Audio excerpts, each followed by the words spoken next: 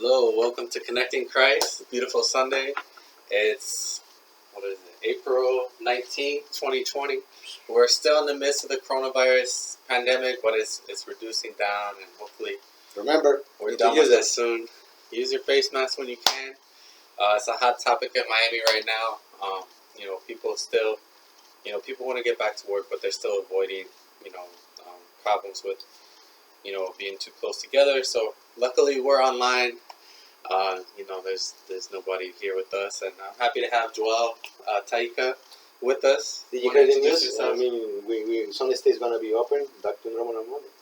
I hope so. Man, we need to go back. We need this America coming again, great again, man. We need this. We need this working, everybody. I miss the interactive with people, man. I miss go outside, say hello, say what's up, work out. Anyway, so my name is Joel. Everybody know me, Joel Taika, and I'm here with my friend John. And it's a pleasant Sunday. I always come in with this guy, all right? Even we got some disagreements on things, but I love the guy to death. So just to say that. Besides that one, today we're gonna go some interesting thing about that. We're gonna be calling honor. So he's gonna talking about that today. I'm gonna let him do everything. I just only be his backup. Like something is happening, just give me a holler. All right, yeah.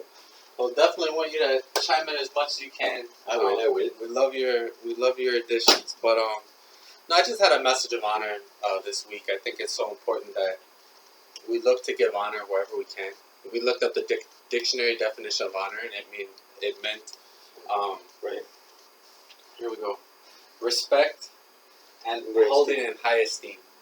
So high respect and high esteem, and so one thing that we can do to show honors to those around us are, number one, our actions about how we treat them and try to be respectful as best we can. And the other thing is with our words. And I think the easiest way is with our words. It's never, a bad time to say, hey, you know what? You mean the world to me. I appreciate you. I appreciate your contributions. And I think honoring people has the most value when it's somebody that hasn't been honored. So I think that's where you can really find value in honoring people. If somebody's told they're great every day, and you say, hey, you're great, they're just like, okay. And the thing is, you mentioned that everybody has honor. Every single person on earth has an honor. And it's something that you earn with the time for other people see it. But most of the time, it's like, it's your work. You got, some people just mess around the honor we have.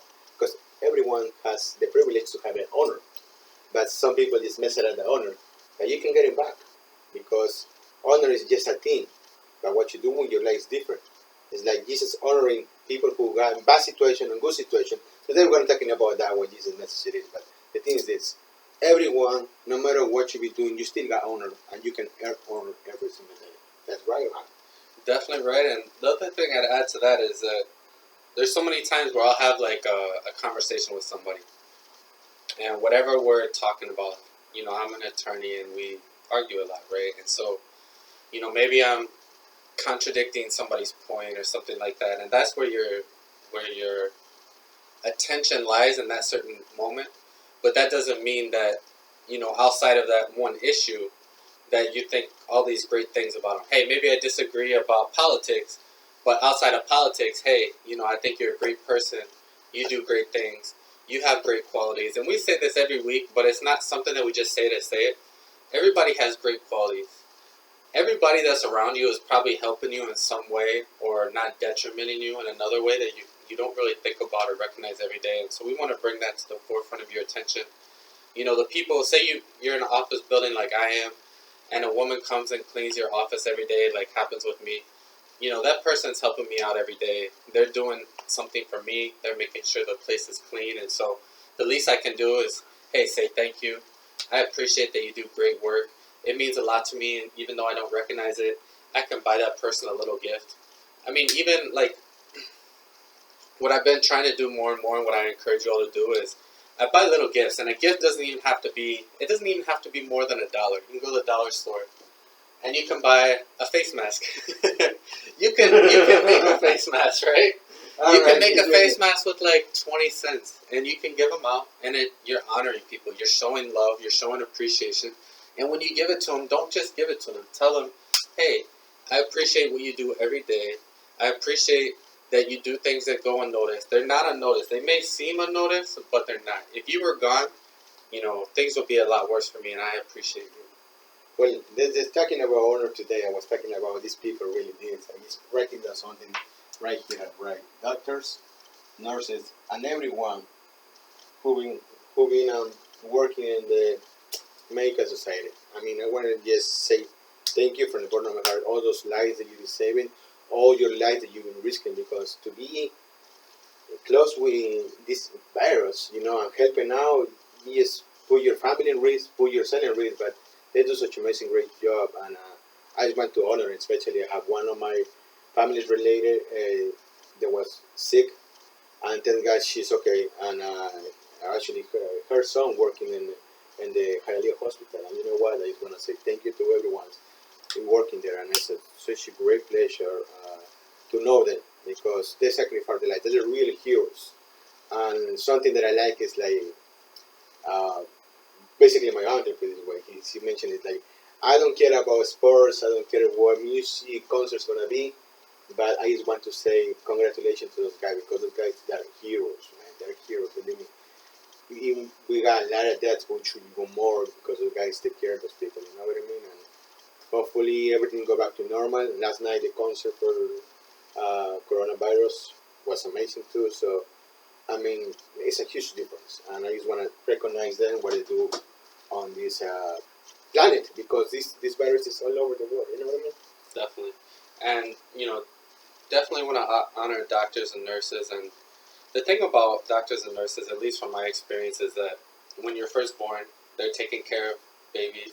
Yep. And when you're dying, guess who's taking care of the elderly? You know what I mean? Like, families want to take care of them, but oftentimes the elderly need nurses, they need doctors. And I've been lucky to where, like, when I go see doctors or I see a nurse, they're doing everything right. You know what I mean? I haven't been the subject of, like, a really bad mistake. And everybody makes mistakes. It's okay. But I've been, like, and I think at most people that go, there aren't any mistakes. These people are extremely professional. They're working hard. They have a passion for it. And it's just amazing that we get the benefit of their hard work and their talents and abilities. And so, I'm just super thankful for that. And anybody that's contributing, police officers, firefighters, whatever it is, yes. We thank you. We honor you. Um, what you're doing is making things easier for everybody around us. And we just want to acknowledge that, because it's so easy just to pass it by. And I really never thought about it. I mean, even you just talking about it now made me feel more appreciation for it, or acknowledge it even at a much greater extent than I had before. And that's what I want to do. I want to see things as they are, see things as Jesus may see them, and honor those that we can. Now, what do we have next? Let's see. Well, it's a lot of things we got about this World Honor today. Today we're gonna got many disciples that serve Jesus. That's our item for today. So before that, we just tell about what connecting Christ is. Exactly. So, a lot of churches, when they're planted and when they start, they look at, am I going after non-believers or believers? And so we're going after everybody. And what we're about is creating a relationship with Jesus and strengthening the relationship. So every Sunday, me, Joel, whoever's with us, whoever's online, we're strengthening our relationship with Jesus by, speaking about Him, by learning about Him, by engaging in the Word, and then trying to internalize it. And so that's one thing that we do. But also we do independent study, and we research, and we try to get better. We try to learn more and become stronger with what we're doing. And so it's about relationships, and that's what he wrote. It's so important. That's why we're here. Do you have anything to add to that? Well, it's about that. It's about everyone here. Sometimes you feel this. I'm writing something here, and maybe you don't understand. Maybe it's in the wrong way. All right? No. The purpose there. You maybe don't understand what it means, but if you turn it around, it's gonna mean to you something different. You're gonna say, let me see. You're gonna say, I am not perfect, but I love Jesus. All right. So this is what's actually happening right now in our screen. Everything I'm writing here is the other way. So sometimes you feel in this way. Sometimes you are one of maybe this size, or maybe you are the other side. But no matter what side you choose, Jesus is still in the present. That's what I try to mean to you. Jesus is still here. Jesus is still here.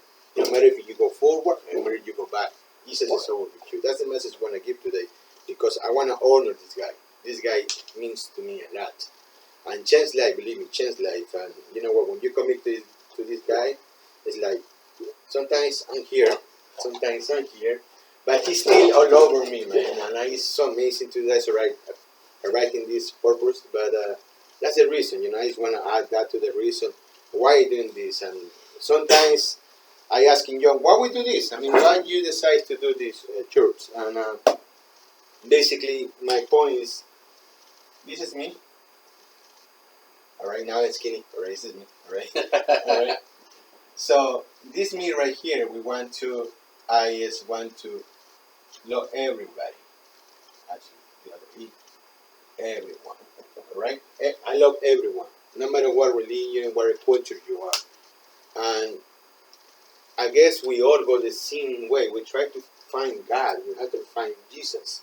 And no matter what you try to find, it's gonna be hard to find the truth. But it's not true about it. We're talking about the truth. We're talking about you're here. You want to get this point, and you got so many people here. These people. You got a bunch of people, and everybody tell you is the truth, the truth, the truth. The only truth I can tell you is, my friend, I've been learning. I've been Catholic, I've been Mormon, I've been Adventist. I passed all religions certain times.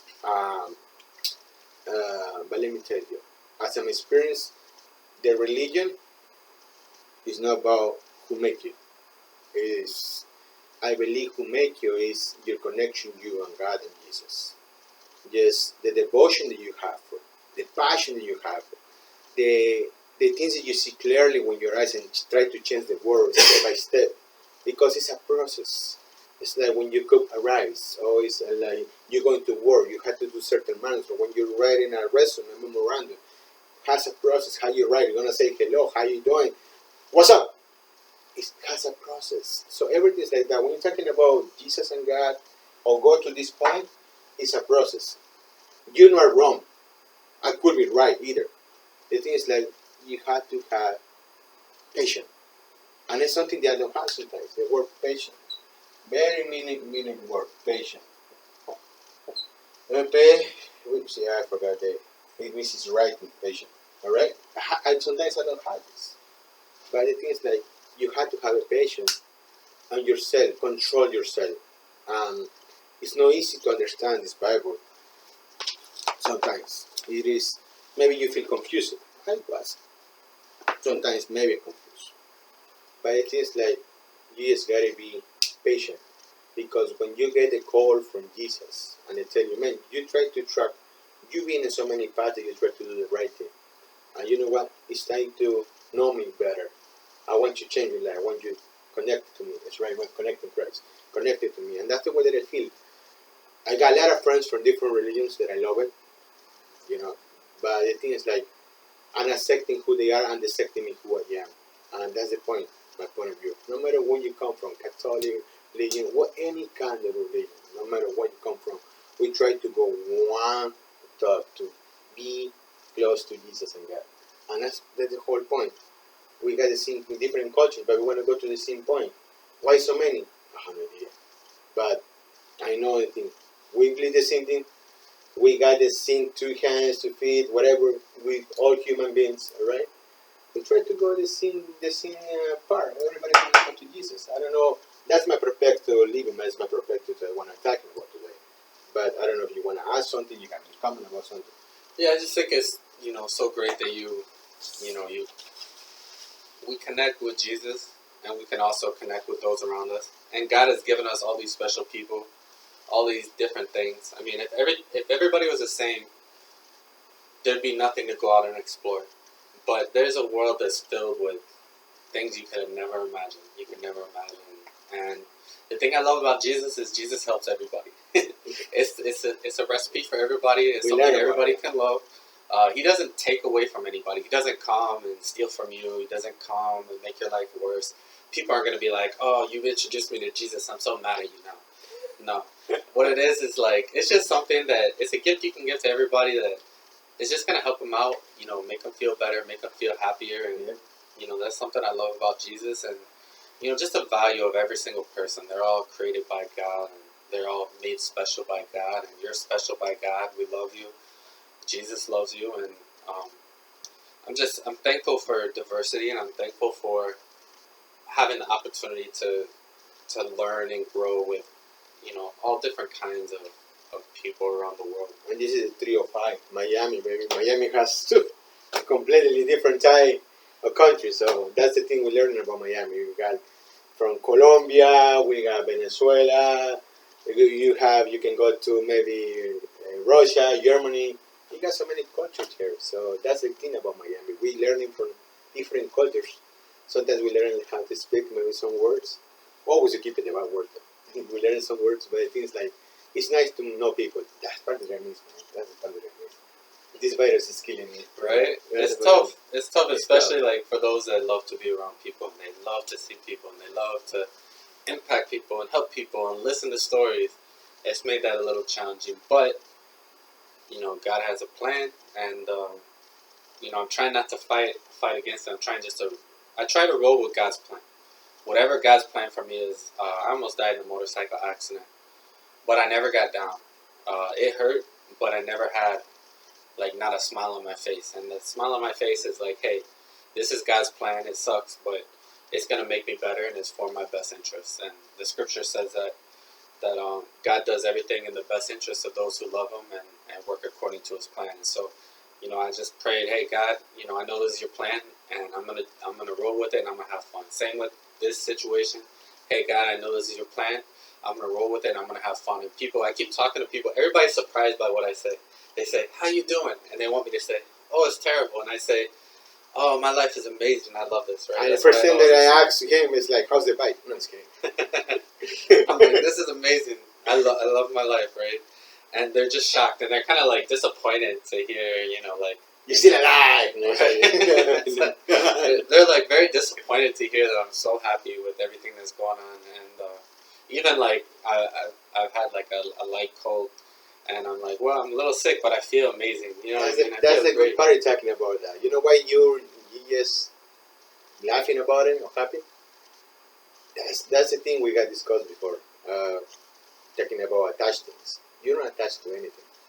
That's what Jesus and God want. You're not attached to things. Because I was mad if you was asking, my bike, this guy, man, oh my bike. I was mad about it, you know. But you're not.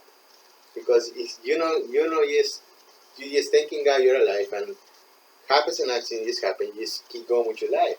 But some people are really mad about, oh, my car, my things. You see, you're not attached to things. It's what Jesus, God wants. God say, let me be in control. Let me be your captain of your ship. Now, because of that, you're going to lose everything. Okay, fine. You want me to lose everything? Fine. But still follow you. Oh, you're going to get more. All right, fine. So that's part of you, like, you don't give it, like, lost. Get it. Go with a new one. So that's what, most of the people don't have. So I don't see most of the people got the same patience that you have. See, it's like kind of different. That's where I attract on myself, like, I have a little bit of you, like the patient part, or attachment. Because example, right now, I like this market, I'm going to attach this market. I don't want to lose it. If I lose, I will say, oh my God, what is my tag? I'm running the offer garden somewhere, I will go over there and get it. That's me. But when you're not attached to things, it's good. You get another one. We were talking about you purchasing a home, right? Mm-hmm. And you're like, man, if I purchase a home, I'm attached to that home. Like, that's my home. And I'm like, listen, my plan is you buy the home, you fix it, you sell it, move to the next one. He's like, oh, but that's my home. You know what I mean? And so I understand there's going to be an attachment to things. And, like, say with my motorcycle is a Harley. And my lack of attachment is, it's like I naturally want to be attached to it. But I know I'd be arguing with God and God's plan if I fight against it or if I'm upset at it, right? And so if I know I'm fighting against God, He's looking at my heart and He's saying, I have better for you with this. I have better plans for you. And so I try not to argue with God. Naturally everything I do is kind of like contrary to what I should be doing. Mm-hmm. And so I'm always constantly having this like internal struggle of like correcting myself. you know, I think of something, I gotta correct myself and think something else. And so it's the same thing with the bike. Oh, I'm in a lot of pain. You know, this is God's fault. Why did He let me do this? You know, things like that. And then I have to correct it. Hey, God did this because it's in the best will for you. This is His plan for your life. This is what He planned out for you. God could have stopped it. God could have made it not happen. And knowing that He has control, I'm not going to argue with Him. I'm going to go with the plan. I'm going to enjoy every day. You know, you can be in pain, but you can have joy. You can be sick, and you can have joy.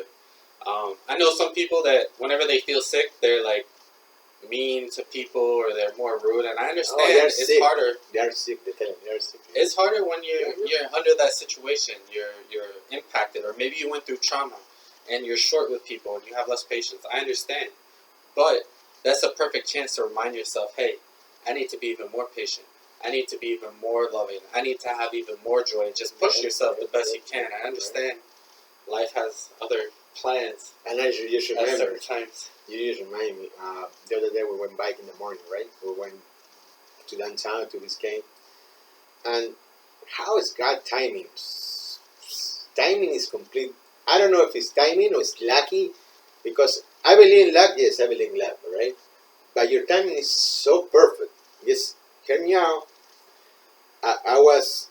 We was biking from Biscayne coming to Brickell, and then suddenly just he get forward a little bit and behind, and for some reason he do, he was driving by where is the sidewalk, and from I see it's a little bit far, like talking about probably 2-3 seconds away different, and was there's another guy coming far away. I see the guy's coming. And for some reason, I turned my head like this, and I come like this, and the guy said, hold on, wait, to jump. I said, let's go down. So John, hold on, stop, and was a car almost took it out from there. So I can imagine if that guy wasn't there, for sure it was an accident. Yeah, the car was like covered by a building. You So can there's like see a building, it. You can see it. and there's like a road next You to cannot it. see it. And you couldn't see the car at all. So a guy's walking towards us. We're coming towards him. And so he stopped the car, and he stopped us at the Yeah. same time. Actually, because I was 3 seconds away, so I don't mind. But I think like, what a timing! Coronavirus, nobody outside. Yeah, there's nobody around. Nobody around. Except Except for one guy. That guy was the do you one think that about it? kinda, I was like, thinking of that protected every day. I was me. thinking of this one guy in there, because nobody outside, bro. Nobody outside. It's empty. Yeah. Yes, it's specific, and that sidewall and the right timing. I say this guy is so much like. So That was ridiculous. if you put it in your mind, it's like, Yeah. well, it's kind of wow.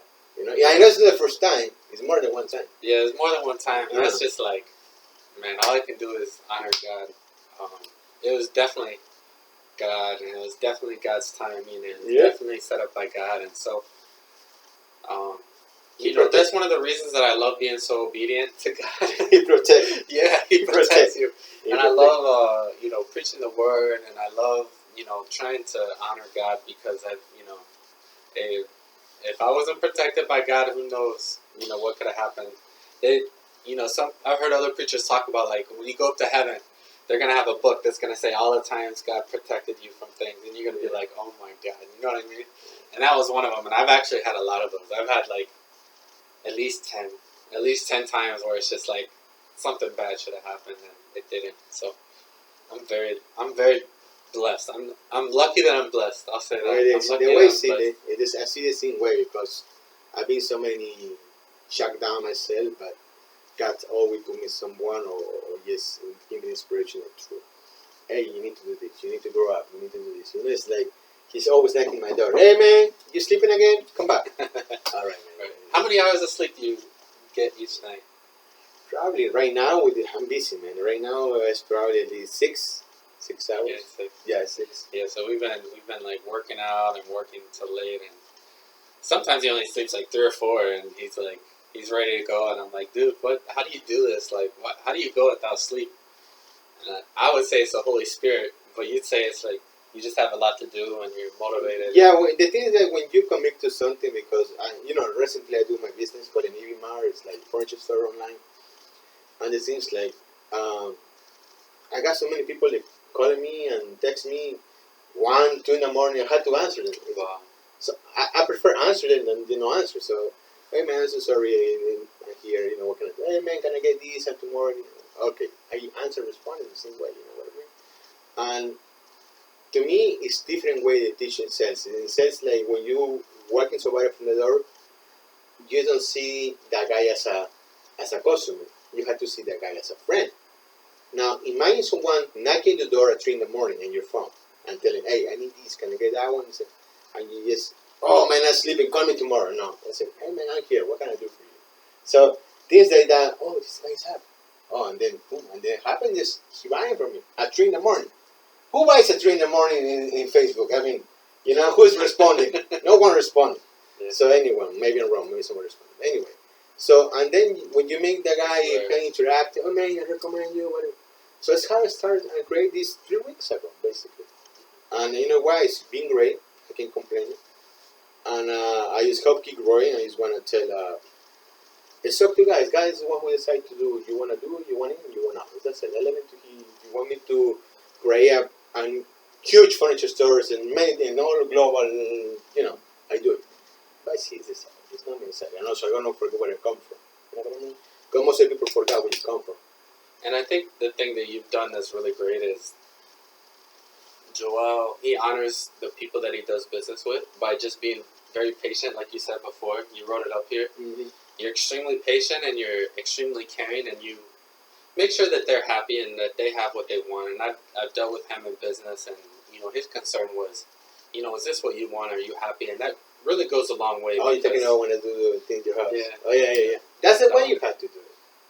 I mean, you don't have to. You choose to. And it shows your character. It shows your heart, and it's showing honoring. You're honoring the people that you're dealing with, and that has its benefits. You know what I mean? It's like, if you don't honor your customers or your clients, yeah, you're gonna save a lot of time. You're gonna save a lot of effort. You probably won't make as much money. You'll probably have a worse reputation. Those are things you got to think about, consequences. But if you take the extra time, you show patience, you show love, you show them the best you can, you'll probably make more in the long term because they're gonna recommend people to you. They're gonna respect you back. They're gonna honor you back. If you ever need anything, they'll probably be willing to help you out since you helped them out.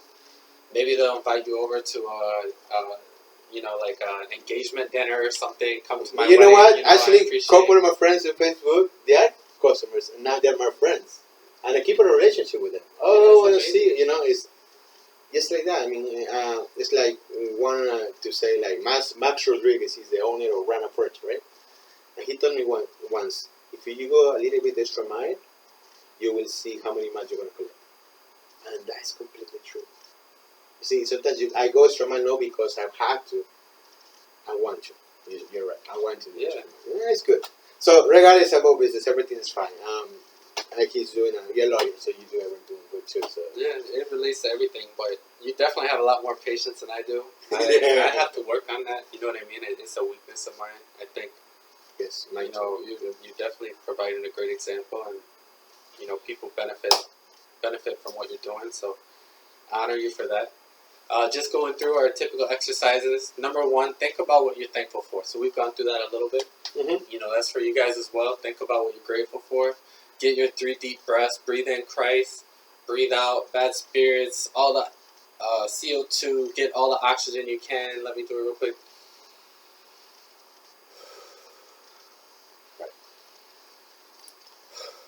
Breathe out the coronavirus into the room. Don't play with Just kidding. Don't play with it. Oh my God. But it's great, just to get you breathing in. So we practice gratitude. What else am I missing? No, besides that one, we just questions probably. Anybody want to? We got the opening prayer too. You want to do the opening prayer? All right, let's do it. Heavenly Father, thank you so much for this beautiful Sunday. Thank you for almost, I guess, we basically winning this disease away, but you put it everything, all the effort to put this thing away from everyone. Please, all the people who are on the hospitals remaining with this virus, in the houses, and everyone, that please cure them so fast. They need to go back to the families. The moms need to be moms. The father need to be dads. You know what I mean? And I want you to bless them. I want you to all the families who lost friends, kids, moms. Uh, I don't know what can I tell you about it, but just I want to ask you for giving confidence. I want to ask you for giving. I say patience. I wanted to give in. Not it's giving so much love for because it's hard when you lose a family member. It's really hard, and I can imagine that. I had a feeling. I lose a friend, but when you lose somebody related to you, it's like it's really hard. I just want to fulfill with happiness, fulfill with joy, and they don't know you are there for them. So that's the only I ask you for. Besides that one, God bless my friend John and all of my family, friends that I had gathering together. I miss those reunions with my crew. Uh, I think a lot of things that I miss it, but you know what? I put you first.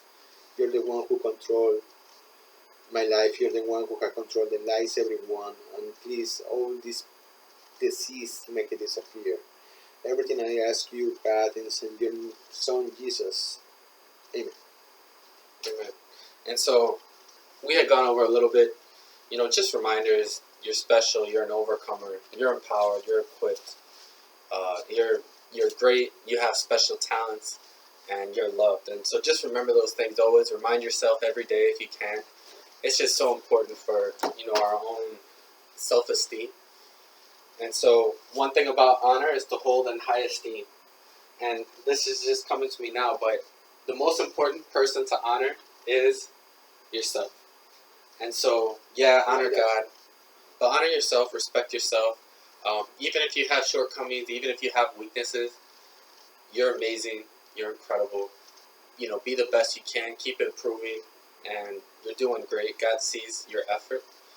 The other thing I wanted to add was that there's a lot of people generally that feel a certain way, but they have trouble communicating in general how they feel. And so, try to have patience with these people, whether it's somebody that's autistic and, sometimes you know that they can't express themselves and sometimes you don't know it. But even if they can't express themselves, what you can do is you can say, hey, is this how you feel? And they can confirm or not confirm, or you can kind of look at their actions and their facial expressions and get an idea as well. So try to use all the avenues available other than just words, because not everybody is created to speak well or to communicate through speaking well. Sometimes you got to look at actions. Sometimes you got to look at facial expressions or nonverbal communication or whatever it is. Yeah, you're right about it. It's a lot of people don't have the patience about it. Actually, you remind me. One time, I was walking the street and this guy looking with so much hate.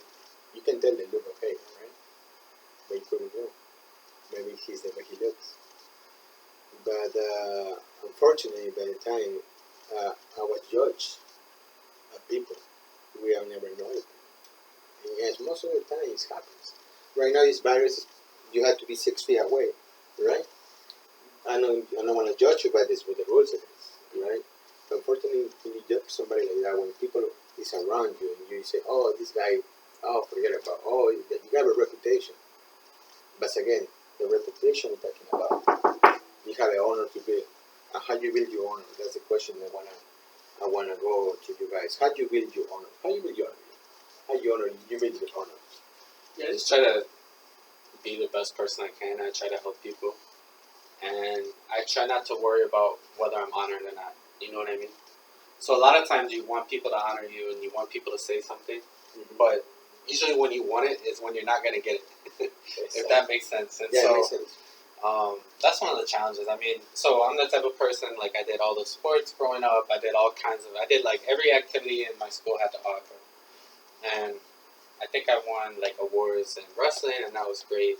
And I really never won awards, and a lot of my friends had like stacks and stacks of awards, and that's great for them. It's something that I desired, you know what I mean? But now that I'm an attorney, I'm in the fortunate position where I've been like honored, and I received a lot of honor, a lot of awards, and I have stacks and stacks of awards, and it's really wonderful. It's a great feeling, but it's also something where I'm like, okay, I've been in a position where I wasn't given that. I know how it feels, and I want everybody to feel good about. I want everybody to have that honor. I want everybody to experience that because it is You know, it feels great to be recognized. It just does.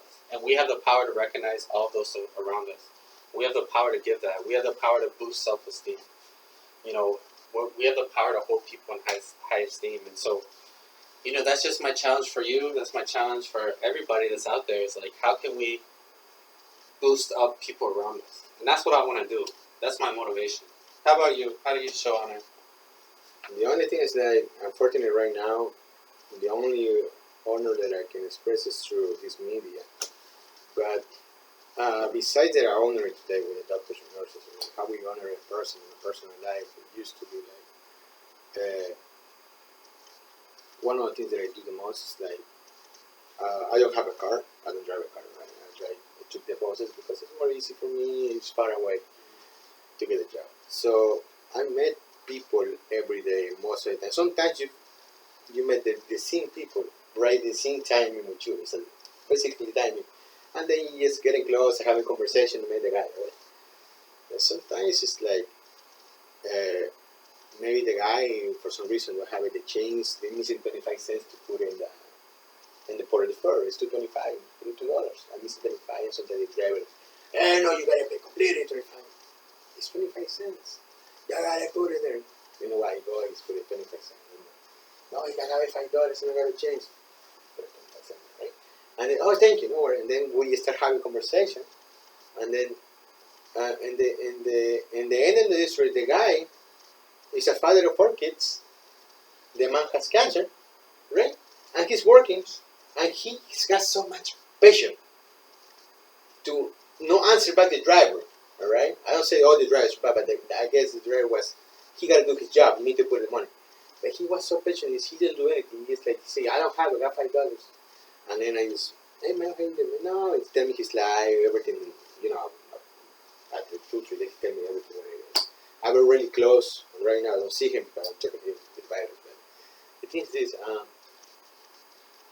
those persons right there, the only thing I want to like, I almost want to cry because my wife's got cancer. You know, the only thing I can always remember, you're strong.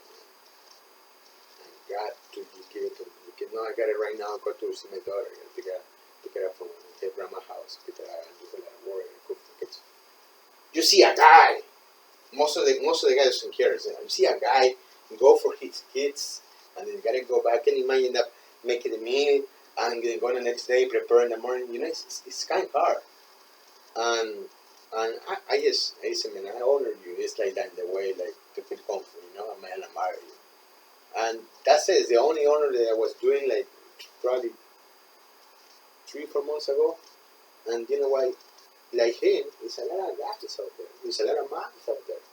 We need to be honored, but we just forget about it. You know, even 2 weeks ago, I was watching the movie 8 on Netflix. You know, it's like, every time I see that part, I start to cry like a girl. I start to cry anything. But it's hard when you write and dream and realize when somebody loses a family, somebody has cancer or things like that. And I mean, I don't want to be in the situation, to be honest. I just, as again, I don't know if I'm going to be in the situation or not. It's up to him. But sometimes it will be like kind of hard for me to look at it in that part. I don't want to think about it. It's period. You know? Yeah. And the other thing that happened to me this week was, by the end of the day, I'd be like completely exhausted, and I think to myself, "Oh, I'm going to be exhausted tomorrow."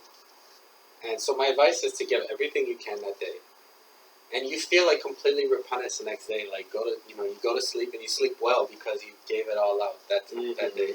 You know, you do the best you can, whatever it is, and then you wake up and you feel amazing. And just remember that your sleep is going to replenish you, so you can give all you can every single day. And to me, I always try to hold back. Oh, I don't want to go too hard because, you know, I need energy for tomorrow. I'm not going to be able to do it tomorrow if I, if I don't slow down today. And what I found this week is, like, I was kind of shocked is that I think that I was going to wake up and not have any energy or I'd want to sleep in, but I was actually waking up earlier with more energy the harder that I was going. And so hopefully you guys can benefit from that as well.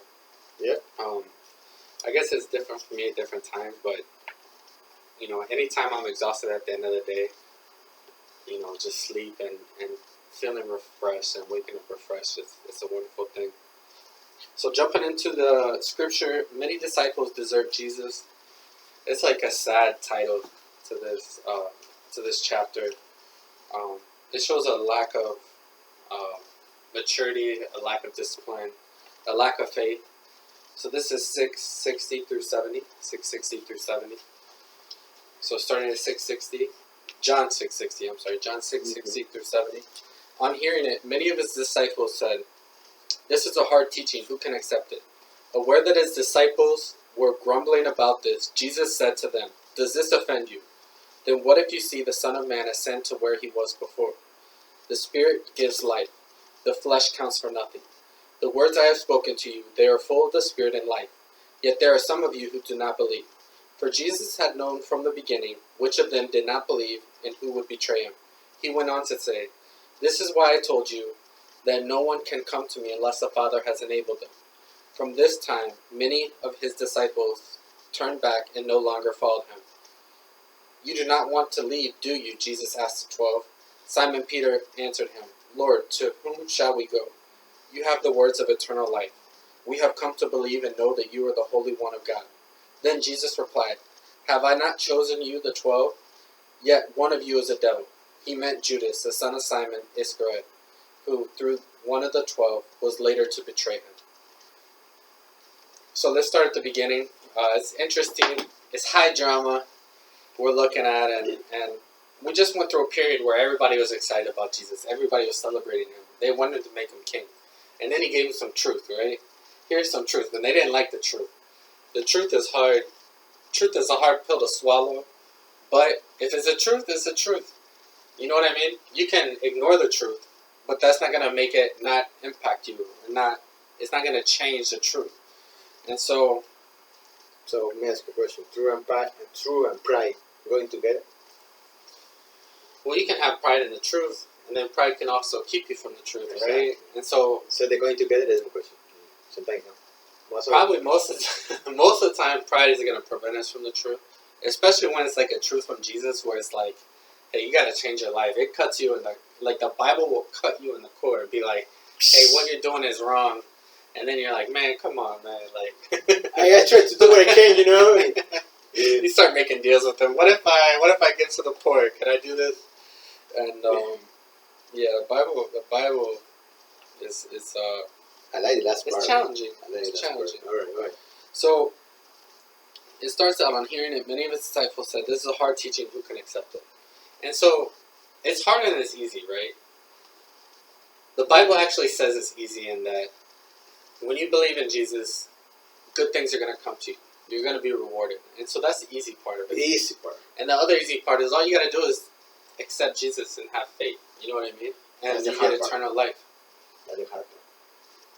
I mean, to me, I think it sounds easy because it's not like you got to run 30 miles and then you got to do 20 push-ups. Okay, you know what I mean? Because remember, we are different, and some people is like afraid to the new thing. You know what I mean? It's like I seen people do this. Your best friend close to you like this, right? And then the next thing you just come out from church, right? Go away. Oh yeah, that's messed up. It's messed up, right? Yeah. So you don't know what to choose. And that happens to me. I mean, I got a friend that, oh no, I don't want to see me. Even when you're a teenager. Oh no, but remember, they're a teenager. But it happens in real life, you know? Yeah, I mean, it hurts more when you're a teenager, probably, because you want to be accepted.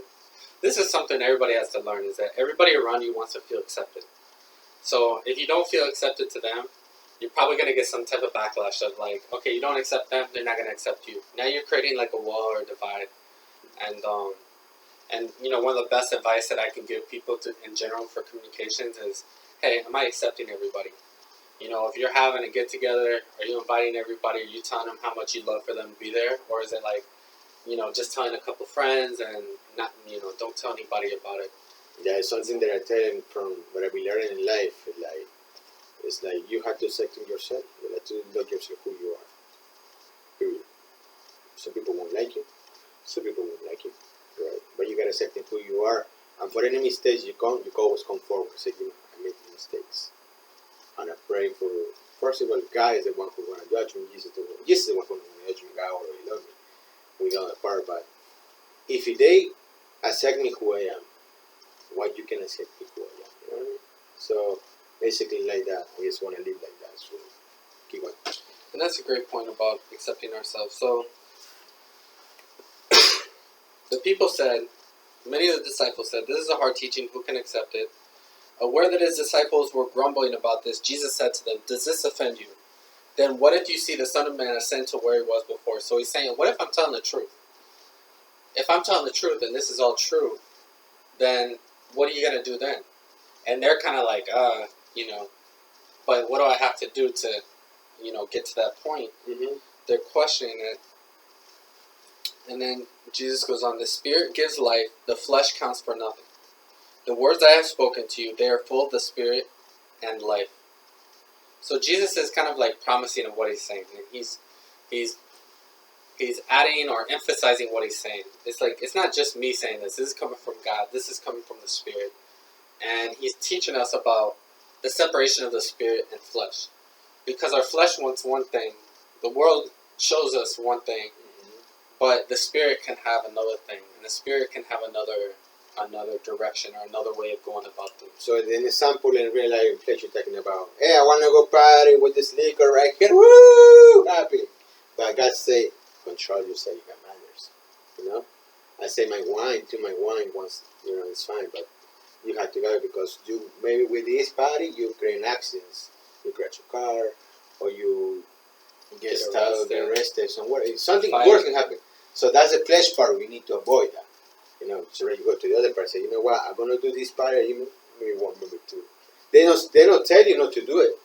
He don't tell you don't drink. And they're going to pressure you to They don't drink, wanna, right? He's not telling you. He's telling you like, don't be a sissy. Exactly. Don't be a chicken. Yeah. Just take the drink. Yeah, Right? Yeah, you're right. But you know it. I know. It's happening. It's definitely happening. But you know what? The thing is like, I always say to my girls friends, I got a lot of girls and friends, I tell them, a woman letting a man to go whatever the far you want to go.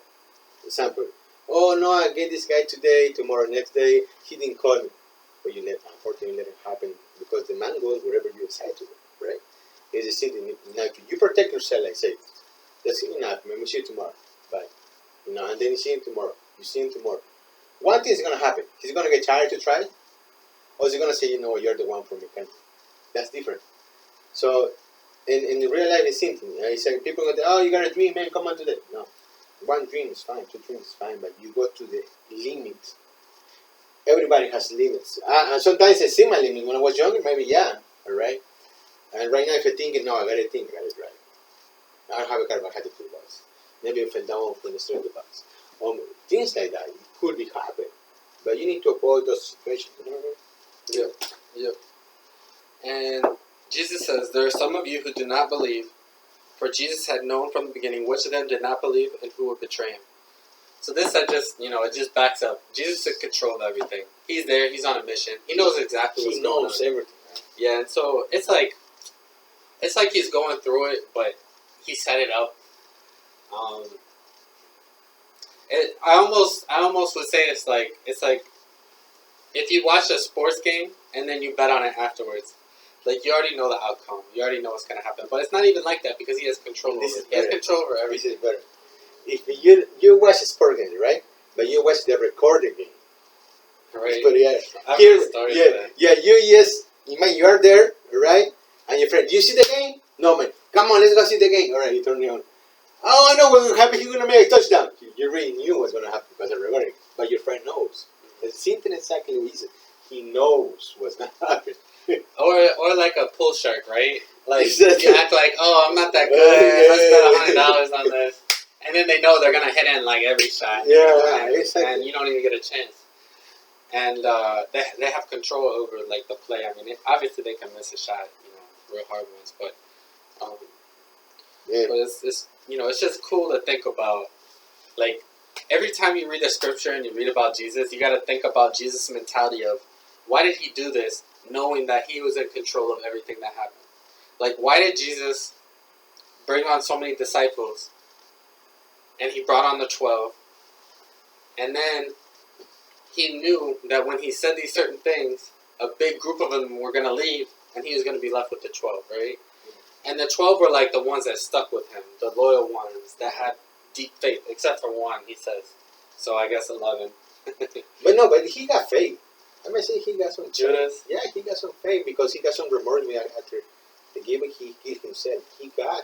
Yeah, he had a lot of remorse. He got right? remorse for that. He loved that. Yeah, guy. I think it was just I think was money one of the things yeah, he got just paid. money. That's it. That's Probably. it. So it's like And the big pressure. sample. The big sample is Worldly like pressure. I give him and I got rich. But every time he see that coin is so rich, he said the face of Jesus. So he killed himself. He went to the tree and killed himself. You know what I mean? And that's what about. I think he loved the guy to that, but I guess his human part to be like, oh, I want to get power. I want to get this. It's different. And also, like, Jesus said it was like the devil, right? So I think also maybe like he was tempted by the devil. Whereas Jesus could pass the temptation of the devil, like we're just men, we're not Jesus, you know what I mean? Maybe with Jesus' power we can resist, but people fall short every day, including myself. I fall short. I know you've fallen short in the past, and it's okay. You're not expected to be perfect. I'm not expecting myself to be perfect. I think the biggest thing is like, where's your heart and are you trying? You know what I mean? And so Jesus saw their hearts. Jesus sees your heart. He sees my heart. He sees your heart. We're here. We're trying to do our best. We're trying to help. And by listening, I think you're taking steps to connect with Jesus even closer. I mean, that's the goal, and that's where your heart's at. I think that's amazing. And just going back to where, Jesus has control. He sets these things up for a certain reason, and he's saying, a lot of people are going to hear what I have to say, and they're going to turn their backs on it. That's what these people did, right? They heard the truth, they turned their backs on it, they can't accept it. Like, I'd rather just live in, I'd rather live a lie than face the truth. And it's challenging, it's not easy. But he had the 12 that were still there, and that's who kind of like resonated in history. We never knew who any of the other people were, right? None of their names resonated in history. But the 12, their names resonated. Mm-hmm. And so, it's like, what's your legacy? What's your impact? Right? They stayed with it. They stayed true, and they created like a lasting legacy. They created a lasting impact. Whereas all the other ones just became many disciples. Just another number that turned their back on Jesus. You know what I mean? So it's interesting. It's interesting for that. You have anything else on that? Yeah, you just remind me when you say disciples, like when I used to be in a Mormon church, right? You gotta go to the disciples. You gotta go to the highest people over there because it's a congregation. But in Utah, it's a big congregation. You have a lot. So you gotta go to the pastor there. You gotta go to the disciples. It's a disciple. Bible, the only Bible talking about 12 was disciples. My ignorance was so bad about it. But I learned a lot. Why they call it disciple. You could be disciple. Anyone could be disciple, right? But I guess my culture or my thing like disciples to me is only 12 or apostles. We call apostles in Spanish, right? So there's only 12. Anyone could be disciple of God, right? Anyone can be titled. It's a title. But the only thing I know is like it's so much to learn it, right? It's a lot to learn it because when you're in a congregation, it's not because I go see the faces. Most of the people that go, hey, my friend. Yeah, it's true. But when you want to learn it, you want to learn it deep. I'm the type of person like, who is the person? Who is the big pastor? Okay, who is that? All right. So it's like, I want to know, right? It's nobody knows. You want to know what I'm going for. You want to know everything. I want to know everything. Asking questions. Yeah, I tell the story. Yeah. Asking questions. Details. It's like you buy a car. Hey, this car has. All right, how many horses you have? All right, do you have a rare? It's when you buy something, it's like because to me a congregation, to me was a building to put my soul in a buffet, because I buy my time, all right, to them. I buy my passion to them. That's for me. If I got something, I want to see what's right. But when I see something wrong, it's walk away. It's what I did. So many churches I did. You walk away. I baptized, I'm feeling great. I can say, why did I do that? Why did I do that? So right now, on this age, I'm learning like, I don't need no congregation. I don't need to be in one of them, right? It's right. You invite me to go in church and say, let's do this because I'm feeling free. I don't say like, I'm deep. But I said, I'm feeling the passion to express my emotions, how I feel. So people feel in the same way, all right? But I can go anywhere I want to because I love people. Because it's just like you got Republicans and you got Democrats. Because you're Democrat, you can be party with your politics, but you never know. You could be great friends, Sure. right? Yeah. So because you believe the same thing, you believe the same thing. The same thing happened to me in church. I don't care who you go for. That's your passion. It's great. But you're my friend. That's completely different. So I'm seeing so many churches that go different, but everybody will be nice joining and go one thing. All right, look at what they do this virus right now. Every Sunday, full filled with money, asking for money, all the church. All right. Now, these past 2 months is no one in church. They need money. They need to pay the bill for the electricity. They need to pay to survive. They need the money to survive too. Maybe some has savings, some not. But where the goes? What about if everybody's go online? On donating online? Sure. Right? Probably the website they're gonna do it. But what about the interact? It's completely different. You're not gonna interact it because you're gonna see me, you don't know what they're doing. It's like as a humans we like to interact with people. We like to see you how you do. Maybe in camera you see, oh, this guy is big and skinny. We're gonna see you how you look. Oh, you have a white hair, I don't see your white hair. It's things like that. You wanna be like that, So that's the whole point. And it's something that I listened yesterday in conversations like this thing is make you a different type of prospect, different, you see things differently that you've seen before because you don't know if the church is going to be full out again or the church is going to feel few people go back. Some people they already get used to it because when you get used to something, for example, to us it's going to be hard. To me, standing there 6 feet. And I'm going to be standing 6 feet. Even the virus is going to be standing 6 feet because it's in your mind. We get used to that. When you get like do the same thing every day, you get used to do it every time until you. But this is the thing. It's only this virus pass through. But this virus, besides creating this problem, besides the killing everybody, they create a new how you say manners. Right now, if you buy something, you gotta wear this. Even the virus gonna go, you gotta wear mask. Even you gotta be. Oh, sorry, you can come in with a mask. Now we gotta be prevented. That's gonna be for maybe from years and years and years. And that's the whole point. This guy right here with Jesus is like he really knew everything what would happen. He really read the minds, and then in previous testimonies, he really knew what happened. So it's like to me, it's like, hey, bro, I know everything. It's like he's like, I know everything. What's gonna happen? They didn't do whatever he want.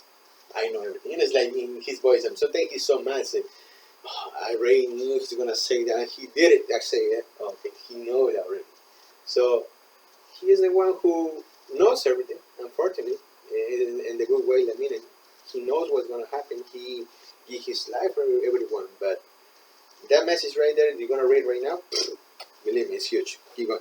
Well, listen, I want to add something, and we had planned on discussing about So it's like if Jesus knows our thoughts and He knows our heart, right? Then we can't keep secrets from Him, right? And that's one of the things we want to talk about today, right? That's one of our points. Mm-hmm. So tell them about secrets. This one right here. All right. I guess we have, as a human being, we have a lot of secrets, right? I got secret from you. I keep secret from everyone because the first thing with reaction as a human being, you don't need to know. It's not your business. Yeah. It's the first answer we did, all right? But unfortunately, with Jesus, you can say that He already knew your business. He already knew who you are, and He already knew where you're going. The only thing you can say to Him is like, "Well, bro, you know me. This is who I am.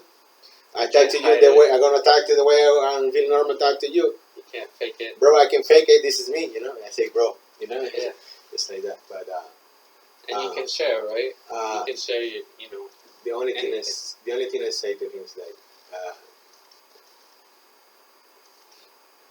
sometimes I can imagine he curses me, like the F word. I say, all right. I say like, I won't do it again, but hey, I'm sorry. He like my mom, my dad, stepping like, damn. Okay, so Can you forgive me? Yes, I can forgive you. So keep doing, keep going. But don't. Okay, I won't. It's like that. But put like him in that perspective, like, oh man, so much relief. I get up from the room. I open. Oh man, oof, that was hard. And then I turn. Oh, he beside me. He's around me, so he knows everything. So I say, all right, I'm gonna commit what you say.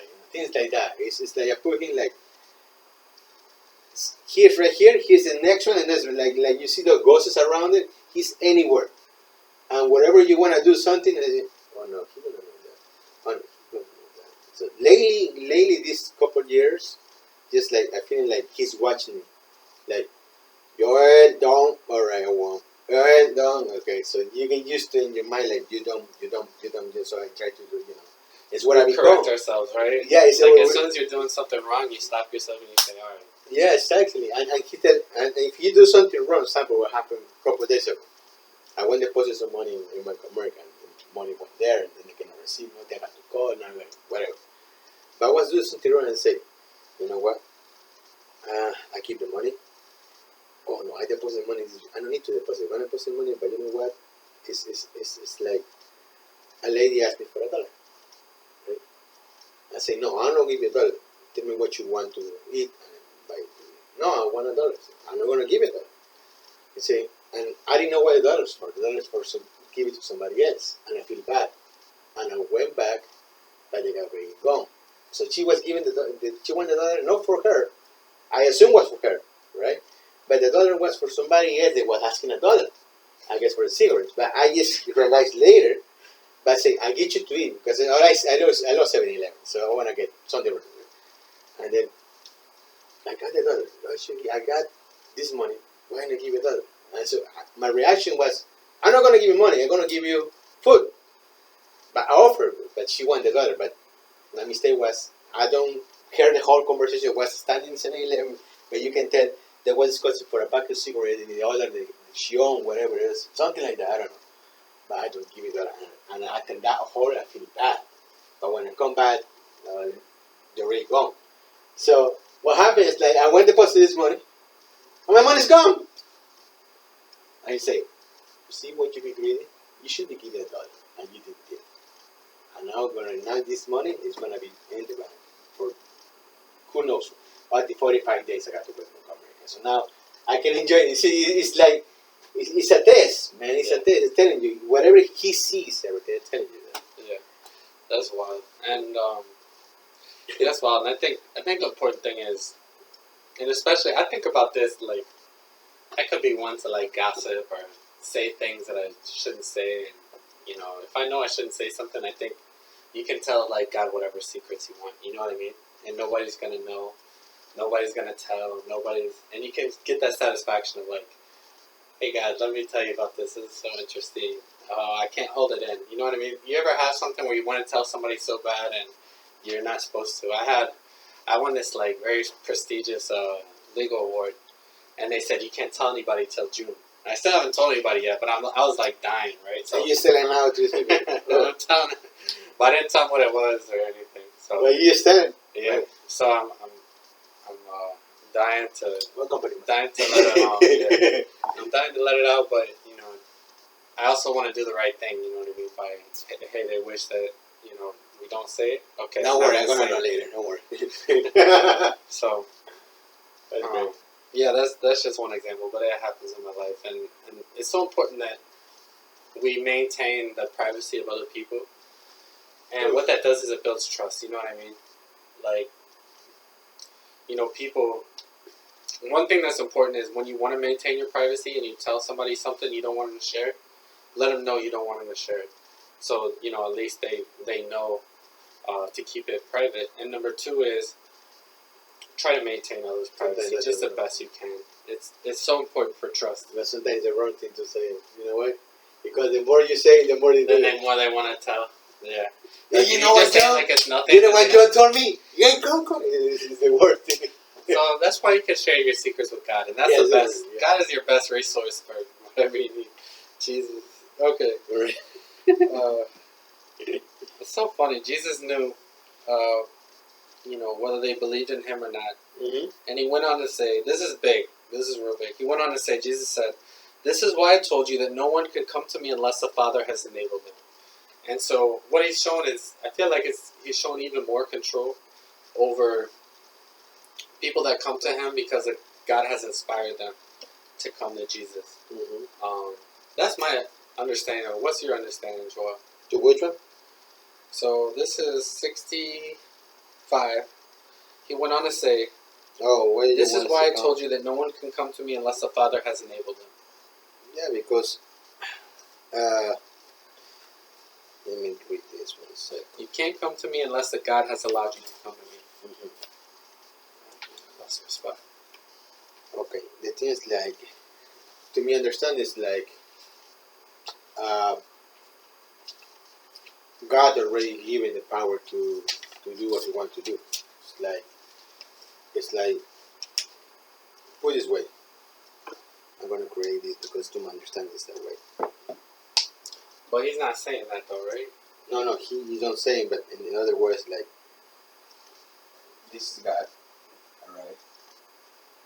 And God sent Jesus, right?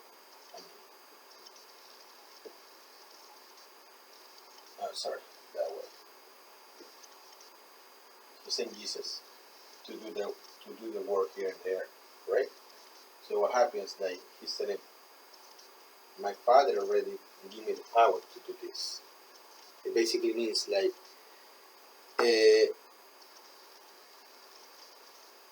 this guy right here, I'm gonna put this guy right here. God giving the permission and the power to Jesus can do whatever they want. How about that? That's the whole concept. God gave the power to Jesus to whatever He wants to do, because He got certain things to do it, and He the permission. It's like, listen, can I sell? As an example, you ask me an example. I got furniture to sell. Can I sell sandwiches? I said, yeah, go ahead and sell sandwich. Even not according to that, like, He loves. But he's talking about the Father has enabled the person to come to Jesus. So no one can come to Jesus unless the Father has allowed that person individually to come to Jesus. Exactly. This is why I told you that no one can come to me unless the Father has enabled them. So I think, it's just God makes a decision of whether we're introduced to Jesus, whether it's our time for Jesus, whether Jesus is going to appear to us. I mean, I could be wrong on that. That's just my interpretation personally, is that we all have our own time, and God has designed this time of when we're going to meet Jesus, when we're going to encounter Him, when we're going to grow with Him, and it's up to God. So God is basically the one who has the control yourself and God. And by the time it's like, oh, you're gonna meet my son today, or you're not gonna meet my son today. Basically, it means that. That's what I'm understanding. That's what it means. But the thing is that is the same thing you understand now. Or is it? This is the other thing I think it could mean is that God in the past, before Jesus was born, made it so everyone was going to be able to come to Jesus. God made it so everyone could come to Jesus, and now everybody's allowed to come to Jesus. I mean, we kind of know that, right? That Jesus is for everyone, that He reaches out to all people. And so maybe that's the other interpretation of it, is that He says, no one can come to me unless the Father has enabled them. So has everyone been enabled? I think everybody has. Mm-hmm. But, I could interpret that multiple ways. Okay, now I'm understanding. It's clear right now. I get it. He was talking about from 63. He's talking about 64 and 65 together. And they say, right here. For Jesus, how to know for the beginning which of them did not believe and who would betray him. He went on to say, this is why I told you that no one can come to me unless the Father has enabled them. Alright? So basically, he was talking about to the disciples. He basically not talking about us, he's talking about the disciples. He God choose the disciples to go with him. So this message is basically to me for the disciples. He chose you. I just continue with you because they already choose you. That's to my understanding is. If you read from the 64 to 65. But the disciples almost always represent us, right? They're like the dumb human idiots that Yeah, You know, yeah, Jesus sure. is always like, he's always talking to them, but it's really like kind of like we're in their place. Yeah. So it makes sense. And so maybe he's talking to us as well, the same way that he's we are talking we to are then to we the are then disciples. yeah, so the things like we are then, and the things like the disciples is try to, they say they have a conflict to believe or not believe, to follow him or not follow him, and Jesus know from those 12 is gonna be one, they're gonna be traitor Jesus, so he knows already what's gonna happen, so the next purpose is perfect. And then it says, from this time, many of his disciples turned back and no longer followed him. And so, to me, it just makes me sad. You know, they lost out on a great opportunity. But we also know that Jesus always chases after people, right? It's like, hey, you may turn your back on Jesus, but he'll never turn his back on you. He's going to come after you. I mean, at this time, he had a mission to accomplish. He's an actual man. But in spirit, Jesus is always coming for you. And he's great. always there for you, and he'll always love you. That's great, yeah. And it's a reminder to me and a reminder to you, like, don't turn your back, on Jesus. We all have an opportunity to to love him and to be with him, to have a relationship with him. Mm-hmm. You want to add anything to that? Fine. Jesus said, "You do not want to leave me too, do you?" He asked the 12. Simon Peter answered him, "Lord, to whom? To whom shall we go? You have the words of eternal life. We have come to believe and to know that you are the Holy One of God." So Peter confirms that, he's all in with Jesus. He wants to be with Jesus. He loves Jesus. And then Jesus replied, "Have I not chosen you, the 12? Yet one of you is a devil."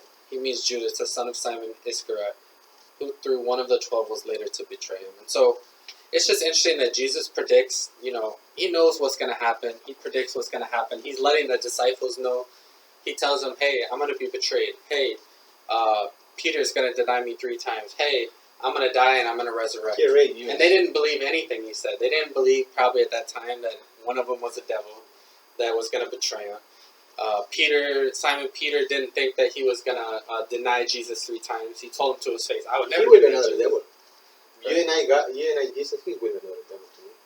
Why get the son? He's another devil. I mean, hey, it's just as bad, really, because he Really? could have saved Jesus, right? Exactly. One person gave him up, and the other one gave him up because Exactly. he had a chance It's to too already, prevent it. It's too bad. Too terrible actions. But Judas, unfortunately, Judas ended his life out of guilt, and Simon rebounded to bring on the best rebound. You know what I mean? Mm-hmm. So that's kind of like the difference is they both did the wrong thing, but we can all do wrong. Hey, you're forgiven, but how are you going to come out of that? It's like, come out, do the best you can, be the best you can. And Peter rocked it. Peter started the church. Yeah, I think if it's Simon, to me, like, put this thing like in the future, like a novel, like a movie, like to me was, all right, Judas, his timing come to king himself, right? But Simon, I believe he can sleep, he can concentrate, he fell short every day, miss Jesus, what he denied 3 times and he died. He should say, oh man, I should not deny him, I should, and then he gotta believe. That's the whole point. Jesus still forgave him. Should be the next part, but I think it's like, he gotta believe, like, when Jesus walking, right, to him, when he come back, resuscitated 3 days, like, he can't believe he's alive. He got to touch it to he's alive. That is the funny part of the thing. Like he got to sit in and Jesus tell him, "Do you believe me? Do you believe me?" He asked him more 3 times. In 3 times the night he asked, and when he see the fulfill of heart, he got it. I'm gonna follow you whatever you answer. Is that he respond with it. So I think it's like that part is like he back alive again. But I bet you, if Jesus took it like probably one more day, 2 days, he probably hanging himself too. And that's my thing because he don't know. I think he was feel so guilty because guilt is what the devil sometimes wants you. Guilt. Right. Guilt is like consume. Oh, I'm guilty, man. And because you have a guilt, you don't want to face the truth. You don't want to face ex-friends. You don't want to face things. And all you don't want to do is you want to be hiding. That's the guilt you have.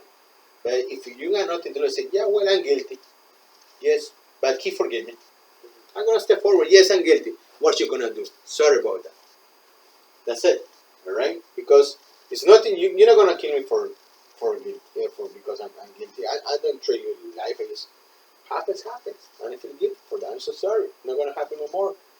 Maybe we lose relationship, but as a human being, yes, I want to ask you forgiveness. You know, he forgive you the way you can forgive. Just put this way like that. Yeah. And he knows I was like, also the part is like, did you ever heard the phrase say, snitches get stitches? Yeah. Yeah, that part is like, to me, it's like, Jesus, nobody, I'm not gonna let you watch Jesus. I'm not gonna let you, bro, just relax, I'm not gonna you. You know, things like that. It goes to my mind, like, all this talking nonsense, like, oh, I'm here in front of two guys, they're gonna stack my back, and I still say I love them. And I know it's gonna He happen. washes their feet. Yeah, You know what I mean? so, He lowers himself below them to wash their feet before it happens. how far he wanna go? I mean, he must got patience, love. He's one of those weirdo guys that go, oh no, you know, I don't know. It's incredible. It's really incredible. And one thing that you made me think about is, Judas felt this guilt, and it wasn't other people that killed him. He killed himself. And so we all say the devil is a liar, and I think Judas put that pain on himself. And if he could have just forgiven himself and moved on, he could have done great things like Jesus, like the other guys. And so, and what he didn't stop Jesus. It was all part of Jesus' plan. When we mess up, we're not stopping Jesus. If you do something terrible to me right now, it's not going to stop Jesus. It's not going to stop Jesus. It's part of Jesus' plan, and Jesus is going to use anything and everything to his benefit, and he's going to mold it to the people that love him to their best interest. And so don't forget that. Don't believe the devil. The devil is a liar. A lot of times we believe, oh, it's going to be so bad if we do this. It's going to be so bad. And then when you actually face your fear, it's nowhere near as bad as what you thought. And fear is like crippling. It weakens us. And that's why the Bible says, don't fear, have courage. Have courage, go into it. And don't make it worse than it's already going to be. And one thing that even like Pastor Rich Wilkerson says, he says, what are you going to put your faith into? Are you going to put your faith into Jesus or your faith into fear? Because fear is faith that the wrong thing or the bad thing is going to happen, right? And so I'll give him credit for that. And I think about that. I'm like, where's my faith? Because I have fear of things, just like everybody else. And I try to constantly, when you're a Christian and you love Jesus, you have to correct yourself. Correct your mind. Self-correct yourself all the time. So when you have thoughts of fear, hey, the devil's a liar.